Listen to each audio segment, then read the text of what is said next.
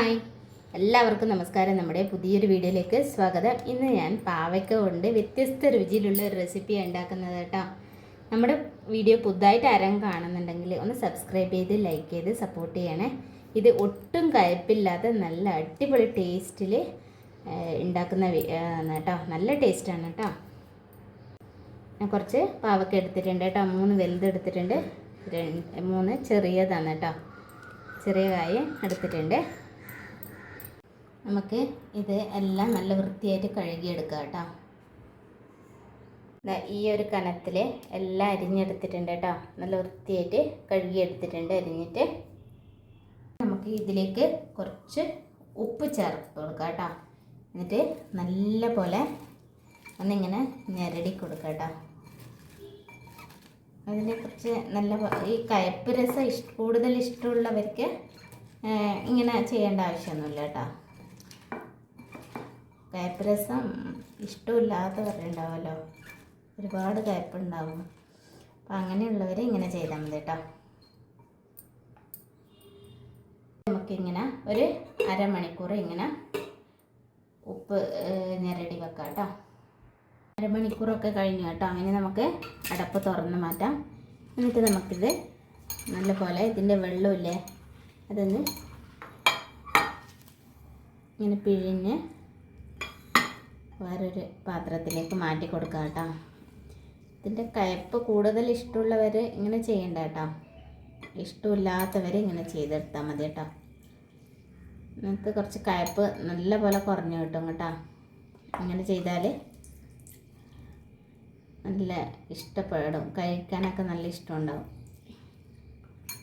ഇതുപോലെ കണ്ടില്ലേ, വെള്ളം ഇതുപോലെ ആക്കി എടുത്തിട്ടുണ്ട് കേട്ടോ. ഒരു പാത്രം അടുപ്പിൽ വെച്ചിട്ടുണ്ട് കേട്ടോ. ഇനി നമുക്കതിലേക്ക് ഓയിൽ ചേർത്ത് കൊടുക്കാം. എണ്ണ ചൂടായി വരുമ്പോൾ അതിലേക്ക് നമുക്ക് 1 ടീസ്പൂൺ കടുക് ചേർത്ത് കൊടുക്കാം. ഇനി നമുക്കതിലേക്ക് ഒരു 1/2 ടീസ്പൂൺ ജീരകം ചേർത്ത് കൊടുക്കാം. ഇനി ഇതിലേക്ക് 1/2 ടീസ്പൂൺ ഉഴുന്നുപരിപ്പ് ചേർത്ത് കൊടുക്കാം. ഇനി നമുക്കിതിലേക്ക് 1 ടീസ്പൂൺ കടലപ്പരിപ്പാണ് ചേർത്ത് കൊടുക്കുന്നത്. ഒരു വറ്റൽമുളക് ചേർക്കാം. അതിലേക്ക് നമുക്ക് കുറച്ച് വെളുത്തുള്ളി അല്ലിയാണ് കേട്ടോ. ഇതിലേക്ക് നമുക്ക് 2 പച്ചമുളക് ചേർത്ത് കൊടുക്കാം. നമുക്ക് കുറച്ച് കറിവേപ്പില കൂടെ ചേർത്ത് കൊടുക്കാം. നമുക്കിതിലേക്ക് നമ്മുടെ അരിഞ്ഞു വെച്ച പാവയ്ക്കയാണ് കേട്ടോ. പാവയ്ക്ക ചേർത്തെടുക്കാം.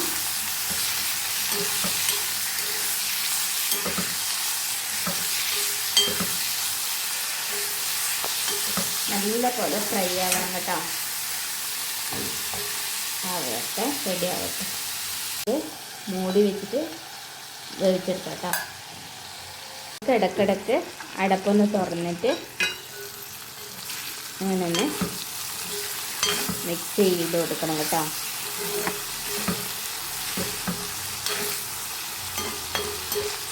നല്ല പോലെ ഫ്രൈ ആവണം കേട്ടോ.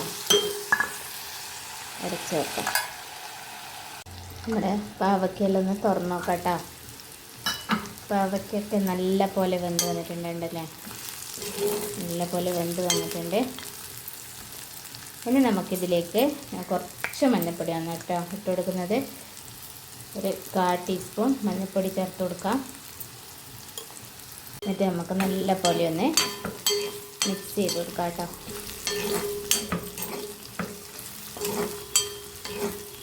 പച്ചമണെല്ലാം മാറുന്നവരെ ഒന്ന് ഫ്രൈ ചെയ്തെടുക്കാം.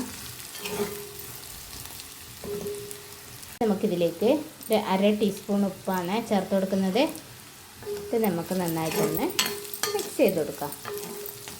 ഇതിലേക്ക് ഇതുപോലത്തെ 3 മീഡിയം സൈസ് സവാളയാണ് അരിഞ്ഞെടുത്തതാണ് ചേർത്ത് കൊടുക്കുന്നത്. എന്നിട്ട് നമുക്കിതൊന്ന് നന്നായിട്ട് ഒന്ന് വഴറ്റി കൊടുക്കാം കേട്ടോ.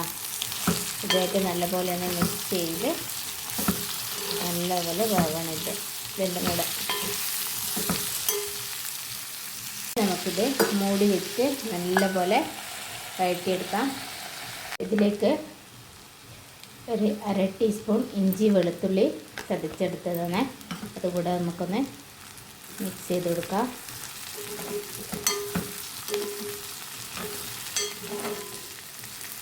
നമുക്കിതിലേക്ക് 2 തക്കാളിയാണ് ഇട്ട് കൊടുക്കുന്നത്. ഇത് നമുക്കൊന്ന് നല്ലപോലെ മിക്സ് ചെയ്യാം. നല്ല രുചിയാണ് കേട്ടോ. ഇതിൽ ഒരു സാധനം കൂടെ ചേർക്കുന്നുണ്ട് കേട്ടോ, ഒട്ടും കയപ്പില്ലാതിരിക്കാൻ വേണ്ടിയിട്ട് ഞാനൊരു സാധനം കൂടി ചേർക്കുന്നുണ്ട് കേട്ടോ. ഇനി തക്കാളി നന്നായിട്ടൊന്ന് വെന്ത് വരട്ടെ കേട്ടോ. നമുക്ക് ഇതിലേക്ക് ഞാൻ 1 ടീസ്പൂൺ നിറയെ മുളക് പൊടിയാണ് ചേർക്കുന്നത്. സാധാരണ മുളക് പൊടിയാണ് കേട്ടോ. ഇത് നല്ലപോലെ ഇതുപോലെ മിക്സ് ചെയ്തെടുക്കുക. നമ്മുടെ തക്കാളിയൊക്കെ നല്ലപോലെ വെന്ത് തന്നെ കേട്ടോ, വെന്തുടഞ്ഞിട്ടുണ്ട് നല്ലപോലെ. ഞാനിതിലേക്ക് 1 ടീസ്പൂൺ മല്ലിപ്പൊടിയാണ് ചേർത്ത് കൊടുക്കുന്നത്. എന്നിട്ട് നമുക്കിത് നന്നായിട്ടൊന്ന് മിക്സ് ചെയ്തെടുക്കാം. നല്ല മണമാണ് കേട്ടോ. ഇത് നമുക്ക് ചോറിൻ്റെ കൂടെ സൈഡ് ഡിഷായിട്ടും കഴിക്കാം, ചപ്പാത്തിയുടെ കൂടെ കഴിക്കാം, അങ്ങനെയൊക്കെ കഴിക്കാം കേട്ടോ.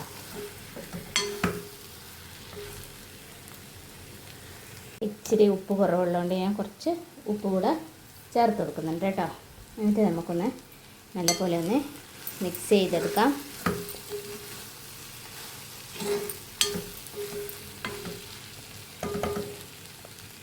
ഒരു മിക്സി ജാർ എടുത്തിട്ടുണ്ട്. അതിലേക്ക് ഞാൻ കുറച്ച് അണ്ടിപ്പരിപ്പാണ് ഇട്ട് കൊടുക്കുന്നത്. അത് നമുക്കൊന്ന് പൊടിച്ചെടുക്കാം. നല്ലപോലെ പൊടിച്ചെടുത്തിട്ടുണ്ട്. ഈ കാഷ്യൂവിന് പകരം നമുക്ക് നിലക്കടലയും ഉപയോഗിക്കാം കേട്ടോ, നല്ല ടേസ്റ്റാണ് കേട്ടോ. ഇനി നമുക്കിത് ചേർത്ത് കൊടുക്കാം. നമുക്കിത് നമ്മുടെ കാഷ്യൂ പൊടിച്ചെടുത്തതും കൂടെ ചേർത്ത് കൊടുക്കാം. ഇത് നല്ലപോലെ ഒന്ന് മിക്സ് ചെയ്ത് കൊടുക്കാം കേട്ടോ. ഞാൻ പറഞ്ഞില്ലേ, നിലക്കടല വേണമെങ്കിലും ചേർത്ത് കൊടുക്കാം. നല്ല രുചിയാണ് കേട്ടോ, നല്ല അടിപൊളി ടേസ്റ്റാണ്. കയ്പ്പ് രസമൊന്നും ഉണ്ടാകത്തില്ല കേട്ടോ. നല്ല ഹെൽത്തിയായ നല്ല